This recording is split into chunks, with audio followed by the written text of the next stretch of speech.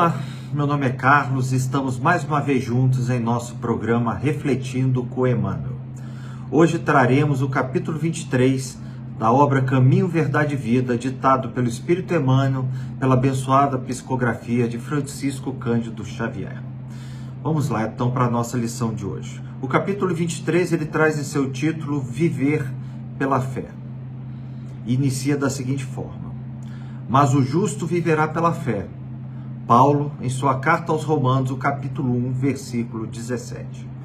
Na Epístola aos Romanos, Paulo afirma que o justo viverá pela fé. Não poucos aprendizes interpretaram erradamente a assertiva. Supuseram que viver pela fé seria executar rigorosamente as cerimônias exteriores dos cultos religiosos. Frequentar os templos, harmonizar-se com os sacerdotes, respeitar a simbologia sectária, indicariam a presença do homem justo.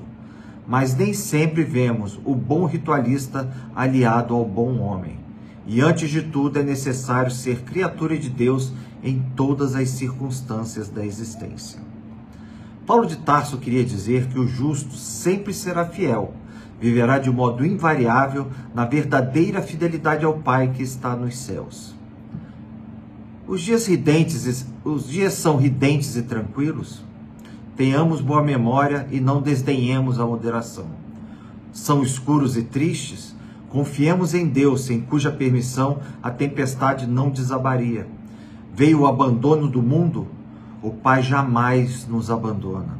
Chegaram as enfermidades, os desenganos, a ingratidão e a morte? São todos bons amigos por trazerem até nós a oportunidade de sermos justos, de vivermos pela fé segundo as disposições sagradas do cristianismo. Nessa linda reflexão de Emmanuel sobre essa passagem do nosso Evangelho, ele tenta trazer duas ideias principais, que está dentro desse texto, nessa interpretação dele. A primeira ideia é a seguinte, e que nem toda a forma que nós normalmente, por atavismos passados, nós somos às vezes ótimos ritualistas, ou seja, trazendo para a doutrina espírita, nós frequentamos o centro espírita rigorosamente, religiosamente, nos dias de palestra, nós vamos lá, tomamos o passe, tomamos da água fluidificada, tá certo? Participamos dos estudos que existem em nosso centro espírita, ou seja, nós somos pessoas que estamos dentro da doutrina, cumprimos nossas obrigações dentro da doutrina. Entretanto, Emmanuel ressalta que esse tipo de atitude, ou seja, lógico que louvável pela nossa disciplina de estarmos na doutrina, não significa que nós sejamos bons, efetivamente bons. E ele traz isso no seu texto, quando ele fala assim: frequentar os templos, harmonizar-se com os sacerdotes, respeitar a simbologia sectária, indicaria a presença do homem justo. Tá certo? Justo. Entretanto, ou disciplinado. Entretanto, ele continua: nem sempre vemos o bom ritualista aliado ao bom homem. Ou seja, nós não conseguimos, dentro daquilo que nós fazemos, dentro do nosso centro espírita, onde nós participamos das atividades, transportar, ou seja, exteriorizar todo esse conhecimento na nossa vida particular. Sermos boas pessoas, termos serenidade, sermos pessoas com paciência, com tolerância ao nosso próximo, tá certo? Nós temos dificuldade disso. E ele traz essa ressalva nessa reflexão, tá certo? E ele finaliza esse parágrafo: é antes de tudo necessário ser criatura de Deus em todas as circunstâncias da existência.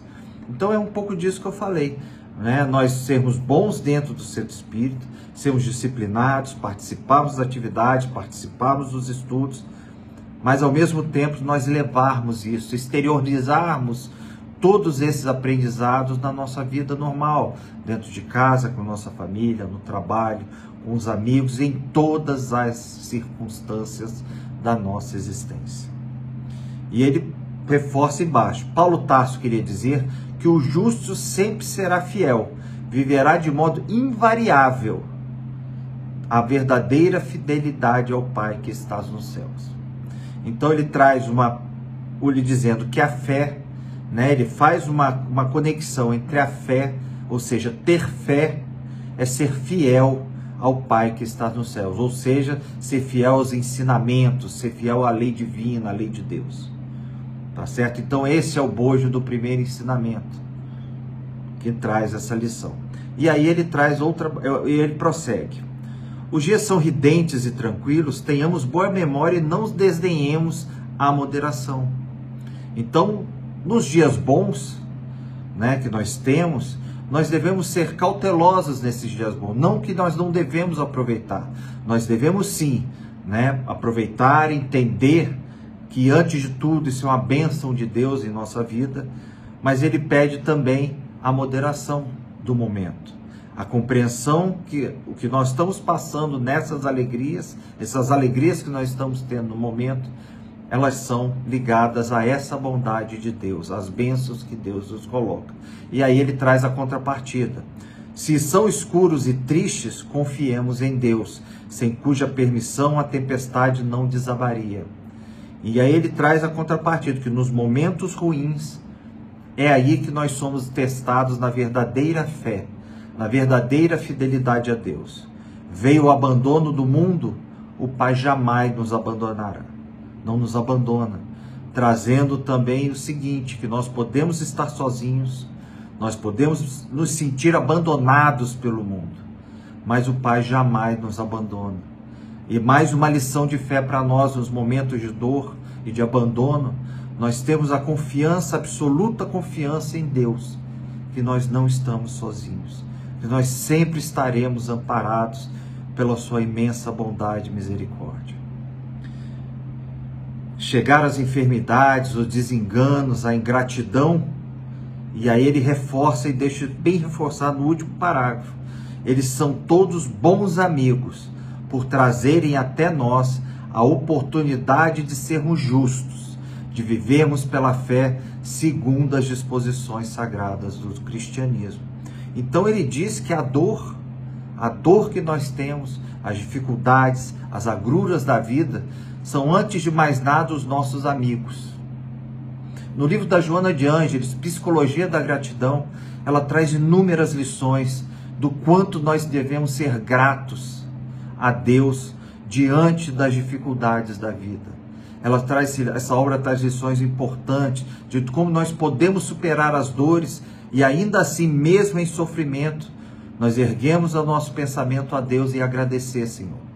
Porque esse tipo é o que traz efetivamente, ele nos molda, ela permite moldar o nosso espírito, permite que nós possamos, por meio da dor, sairmos de todo esse problema e crescermos na direção de Deus.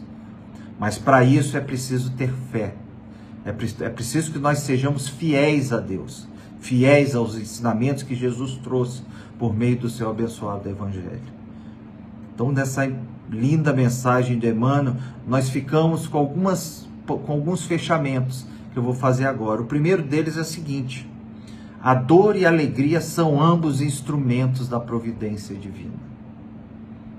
Ambos demonstram a presença de Deus em nossa vida. Algumas pessoas podem se questionar, mas a dor também é Deus em nossas vidas? Sim.